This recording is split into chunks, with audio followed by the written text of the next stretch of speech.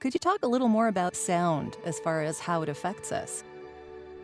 It's all based on evolution. If we are cavemen and we're sitting around the fire at night, and if the biosphere suddenly goes very quiet, much like in Jurassic Park, we hear the big kaboom of something, branches breaking, that's telling us that there's a predator in the area, possibly a predator that's a bigger predator than us, higher up on the food chain. Sure. And so over the millennia, we've developed the reaction to these changes in the sonosphere, if you will, and we react to it.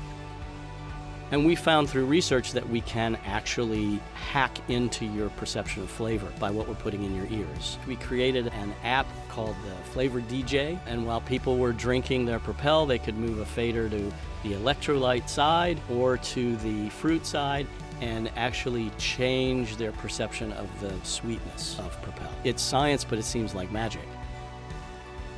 The familiar Intel bong, it's played somewhere in the world once every 5 minutes. That's a simple 5-note tone. And it's got the memorable slogan that everyone knows by now, which is Intel Inside. And so sight, Yeah.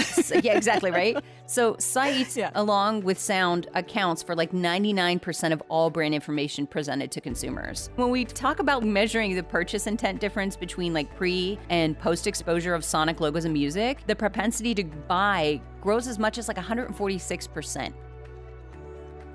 Over the course of my career, I've been asked many times to come up with a musical device, be it a jingle, which is a full song, or just a mnemonic or sonic identity device just for the end of a brand's commercial. But oftentimes that is the brief. There's no strategic rationale behind it, and that's more often than not the kiss of death of that mnemonic. It will last for the duration of that commercial, never to be used again, because no one can explain why it exists. And ultimately what happened over time was we started to see the hits and we started to see the misses. And we started to ask ourselves, okay, why are these missing and why are these sticking? The ones that stick were always subject to a strategic rationale for their existence. And the strategic rationale is in fact what removed the subjectivity, which the others were filled with, because there was no answer as to why. Sound is important. For more on how you can harness its power to make deeper connections with the world around you, visit audiobrandingpodcast.com.